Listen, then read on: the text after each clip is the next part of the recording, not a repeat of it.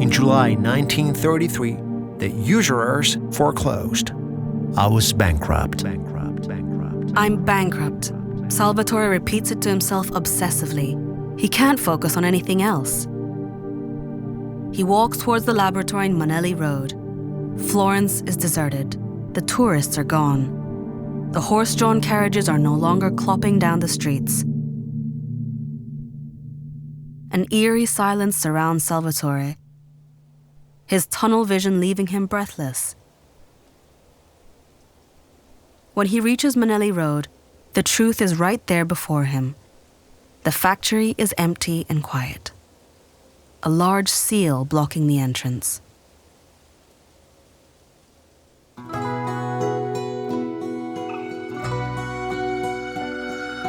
This is the story of Salvatore Ferragamo, Shoemaker of Dreams. A podcast series from Cora Media for Museo Ferragamo.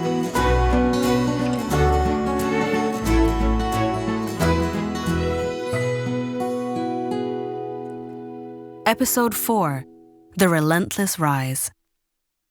When they brought me the news, I had 3 liras in my pocket. I had 11 people, my mother, 2 sisters, their husbands and children, living with me and dependent on me. I had no lasts, no tools, no leathers, and no credit. Ironically, or perhaps aptly, it was American Independence Day. It's the 4th of July, 1933.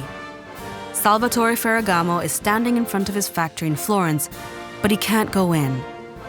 He remembers the beautiful creations that came out of that door, now sealed and inaccessible. He has tears in his eyes. Suddenly, he notices that some of his workers are on the sidewalk, the youngest of those that he's trained recently. They came to me sympathetically. "Please don't cry," they said. "Never mind all this, Signor Ferragamo. We're terribly sorry for what has happened. We want to go on working for you. You have taught us, and we can't work in any way but yours. Can't you take us somewhere where we can start work again?" Not everything is lost. Salvatore understands the law forbids those that declare bankruptcy from opening up a new shop. But he also knows that his shoes are appreciated all over the world, and that people won't stop buying them if only he can make more. No, I was not destitute. I had these work people who were faithful to me. I had my hands and my brain. The bankruptcy had taken everything, but it could not take away my knowledge of shoes. He springs right into action. With a few workers by his side, Salvatore improvises a laboratory in the courtyard of his home, in number 15 of Via Benedetto Varchi. He's counting on the good weather. At least until September, they should be able to work in the open, and during the summer he might be able to find someplace else. Salvatore passes that night on his bed thinking. He reflects on the causes of his bankruptcy. He goes over each event of the last few years, and he finally comes to his conclusions. In those hours, I made many decisions. I decided once again that no machine would ever touch a Ferragamo original. That was the cardinal, the overriding principle. No machines. I would repay every penny claimed against me, and when I was again solvent, I would never beg for outside capital. I would finance myself entirely. If other people could not understand my principles or believe in the efficacy of my methods, I must go on alone. Never again would I depend wholly on exports for my sales. My own country must buy at least half my output. If it was necessary to establish confidence in others through material possessions, I would acquire material possessions. Most important of all, I would be able to make my shoes in my own way. I need never compromise, nor need I fight others to try to convince them that I was right. This was indeed my day of independence. At this point in the autobiography, Salvatore proves once again his skill in reading and interpreting his times. He understands the importance of the Italian market, which he's ignored until then. He realizes that he's always been seen as an intruder in Florence, He overlooked the salons.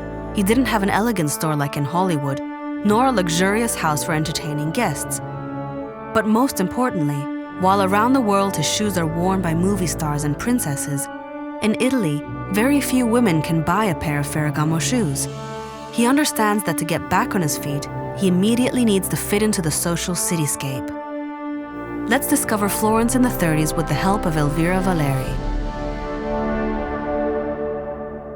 Le sue caratteristiche attrattive. The main attractions of the city at the time are its craftsmanship and tourism. And these two traits will develop intensely from the end of the 1920s under the young federal Alessandro Pavolini. In Pavolini's mind, Florence needs to become a unique, open, and international city, which is an uncommon model when compared to the autarkic model of the 1930s. So why such a model in open contrast to the fascist one? Because Florence has a structure of buyers, business and mercantile middlemen, dating back to the early 20th century, and which will continue to operate during the fascist period, as well as growing in importance after the Second World War.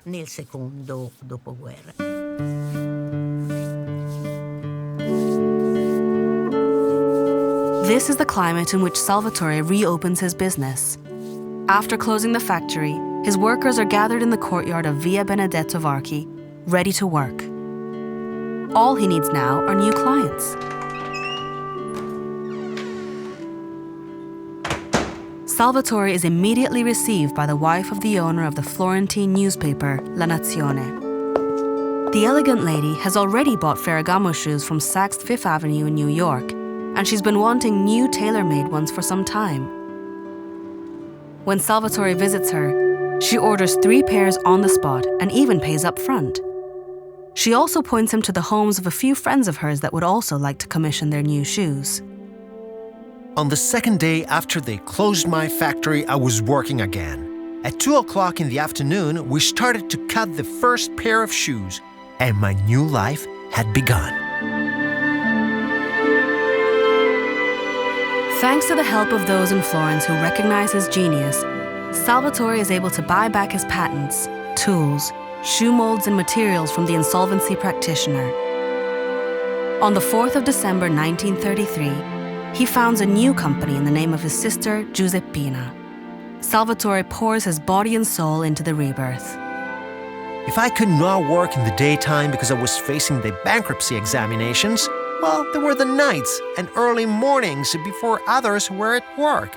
I have never counted the hours I have worked each day, and now I counted them less and less. I had a future to make, and above all, my beautiful shoes going all over Italy and all over the world in fulfillment of the dream I had cherished for so many years.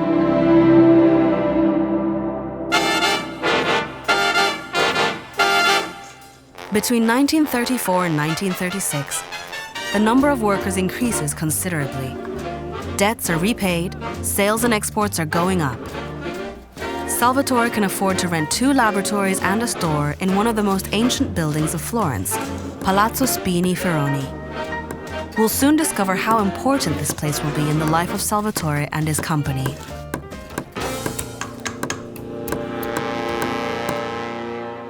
The documents in the Ferragamo archive bear witness to his renewed business activity and exportation, as well as the opening of new stores and the filing of new patents.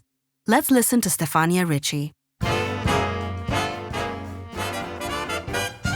Solo 2 anni dopo il fallimento. Just 2 years after the failure, Ferragamo starts patenting his inventions again, and he fully reopens his business abroad, of which we have much documentation in the Ferragamo archive.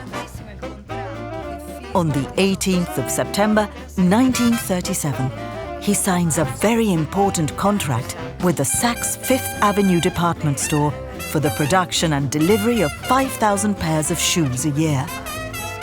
But the most important part of the agreement is that Ferragamo is allowed to brand his own shoes. And in the contract, he also demands final say on the in-store display of his production. Evidence of the importance of this contract is how Ferragamo models are constantly being shown in Vogue America or Harper's Bazaar. At the same time, he starts to open new stores. Rome in Via Condotti, and the following year in Milan. In 1938, a store is opened in London, and he's also active in Berlin.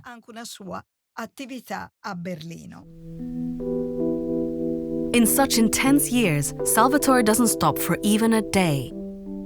His entire life is overwhelmed by home, laboratory, and store. These are difficult times for everyone, and Salvatore is well aware of his privileges. By the end of 1933, I was able to afford the services of a carriage to take me to and from lunch. It was a great convenience. I had a long way to walk, and it could hardly be called an extravagance since Pietro, the driver, charged me only 2 liras. He drove me home, waited for me, and drove me back. Although there were so many mouths to feed at home, I could not let him wait hungry, so we would send him out a bowl of spaghetti or other pasta, or some meat, or whatever we were having.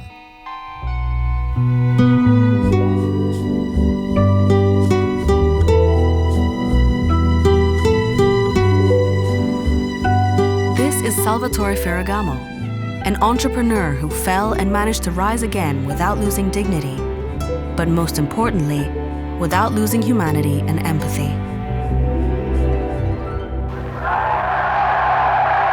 Rome.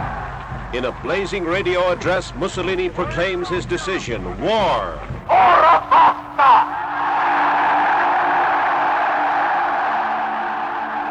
On the 2nd of October 1935, Italy declares war on Ethiopia. Despite the League of Nations, Italy will conquer Ethiopia.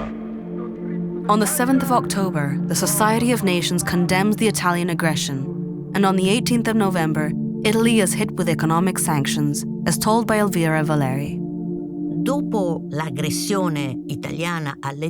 After the Italian aggression on Ethiopia, the Society of Nations, the international organ entrusted with keeping the peace, decrees sanctions against Italy. All supplies of prime materials destined to the Italian war machine are blocked.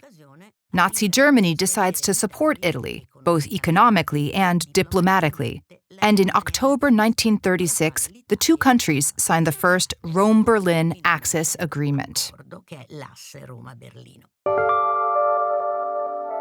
The economic sanctions affect Salvatore's activity as well. All exports suddenly stop, and whole shipments of shoes destined for the American market need to be readapted to an Italian clientele, which fortunately is on the rise. In this time, Salvatore has managed to reach some of the goals that he set for himself after the bankruptcy, such as having a luxurious shop in Palazzo Spiniferroni where he can welcome his customers. Long before I ever moved into the Palazzo Spiniferroni, it was one of the buildings of Florence that I most admired and loved. It stands on the banks of the quiet flowing Arno, on the corner of the Via Tornabuoni, which translated means the Street of Happy Returns, overlooking the Ponte Santa Trinita until the Germans smashed it when they retreated during the war. Palazzo Spiniferroni is an important building for the history of the city, both for its position, because Via Tornabuoni looks over the river, and for its antiquity, which is why it can be seen in the city skyline of Florence since the 13th century. It was built in 1289 by the Spini family, bankers for Pope Boniface VIII, as well as to the King of England and King of France. And it was certainly the largest after Palazzo Vecchio. It has an amazing history, because it's a city inside the city. In the 19th century, from 1834 to 1843, it housed one of the international hotels of the city, the Hôtel d'Europe, where the Chancellor Metternich and the Tsar Alexander of Russia both stayed. It was also the headquarters to the city of Florence, when the city itself, from 1865 to 1870, was the capital of Italy. Perhaps it was not surprising, therefore, that even on the day when still an undischarged bankrupt, I studied the owner's demands for the first rent of the space I wished to occupy. The desire came over me that I would like to buy Palazzo Spini-Ferroni. I thrust the thought aside. It was a dream. No one in Salvatore's condition would have ever believed that they could buy a building such as Palazzo Spini-Ferroni. But Salvatore is different. He goes against his lawyer's good sense and decides to accept the owner's conditions. The total price is 3,400,000 lira, less than 2 million to be paid in mortgage, and the remaining 1.5 million in installments. Salvatore manages to pay it off by working day and night, and this allows him to become the owner of Palazzo Spini-Ferroni in 1942. Then did the revelation of my success sweep over me with a tremendous force. I stood in the street of happy returns and looked at the palace, my palace, with feelings of wonder and triumph. And of that happiness, I cannot speak. After the investment in Palazzo Spini-Ferroni, Salvatore decides that he should buy a house for himself. He knows exactly what he needs. His new residence will have to be a villa on the Florentine hills. It should look towards the sun and be surrounded by arable land. To find the place, he goes up to Piazza Michelangelo with a pair of binoculars and carefully observes the hills of Fiesole. After scouting several luxurious homes, he finally finds the one for him.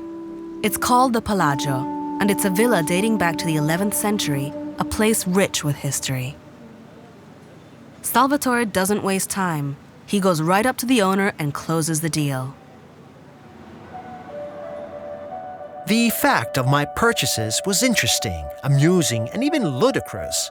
My bankers no longer avoided me, but approached me in a friendly spirit.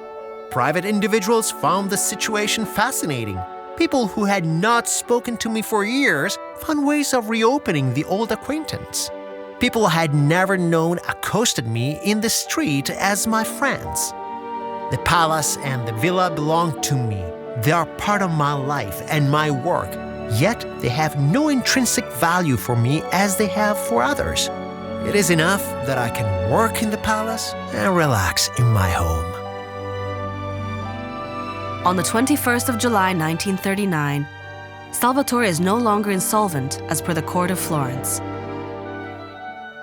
In December of the same year, a new company opens up again, the Salvatore Ferragamo.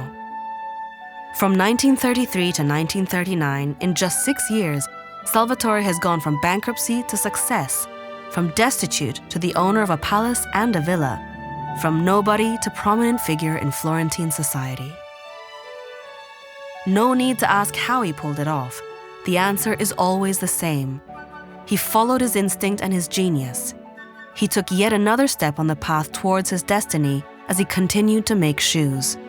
Wonderful, comfortable, original shoes. Shoes the like of which have never been seen before.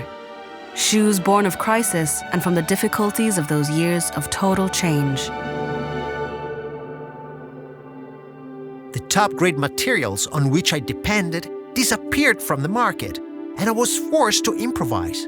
Out of that improvisation came 2 of my most successful ideas, inspired by a box of chocolates and a lump of Sardinian cork, respectively. Up until now, no one ever thought to make shoes out of cork. But most importantly, whatever does he need the chocolate wrapper for?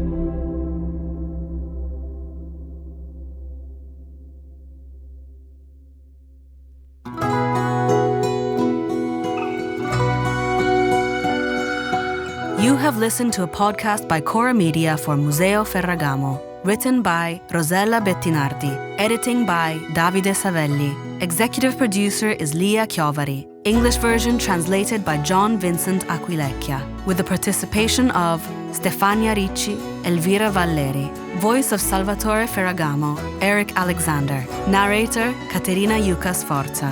Voice of Stefania Ricci, Liliana Oliveri. Voice of Elvira Valleri, Jenny Elizabeth Kuehl.